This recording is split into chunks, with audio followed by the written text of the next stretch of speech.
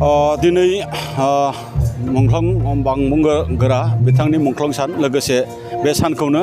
गासै NDFB मुंख्लंफोरखौ सरजाबजोबनानै NDFB आफादा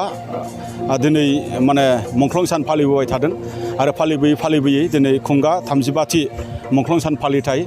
बे फालिथायाव दुलाराय बर' फरायसा आफादनिफ्राय जोंबो बाहागो लाफैनानै जिखिनि रायजो राजाफोरजों नुजाथिनायनि बाथ्रा बा जिखिनि दिनै एनडिएफबि न'खर मुंख्लं बिथांमोनजों नुजाथिनायनि बाथ्रा बेवहाय माने खाबु मोनदों। दा बे साननि गेजेरजों बेखौनो बुंगोन जे दिनै एनडिएफबि माने जायफोर मुंख्लं बिथांमोना मुंख्लं जालांबाय बिथांमोननि जे सिमां आरो बर' रायजो राजाफोरनि जे सिमां जे बर' हारिया गावखुंथायनि गेजेरजों जेनाखि रैखाथिया गोजोर जानांगौ जे जोंनि थामोनथाया गोजोर जानांगौ बेवहाय आरो माने गावजों गाव मोनसे खौसेथि फैनांगौ बेनि थाखाय जे जोंनियाव गोजोन गोरोबथा बिटिआर जालांदों बे गोजोन गोरोबथानि मोजां मावफुंनायनि गेजेरजों जोंनि समाजाव खौसेथि आरो थामोनथाखौ जोङो गोजोर खालामनो थाखाय बेवहाय माने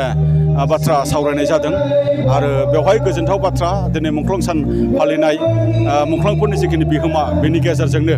दिनै गोरोबथा जादों जिहेतु आरो गोरोबथानिनो दिनै गामि बारायनायनि बाथ्रा सिमा बारायनायनि बाथ्रा दाखालि आसाम केबिनेटआ 47था गामिखौ फार्स्ट फेजनि थाखाय जिहेतु केबिनेट पास खालामबाय बेयो दिनै माने गभर्नर नटिफाइड माने जासिगोन बेनि थाखाय आसाम सरकारनिसिम आङो रोजा रोजा साबायखर बावदों आरो बेबायदिनो माखासे थाबावनाय गामिफोरखौ थाबैनो दाजाबनानै गुवार हालाम मोनसे बिटिआर जानांगौ बेखौ जोङो नेनानै दङ आरो बेबायदिनो जिखिनि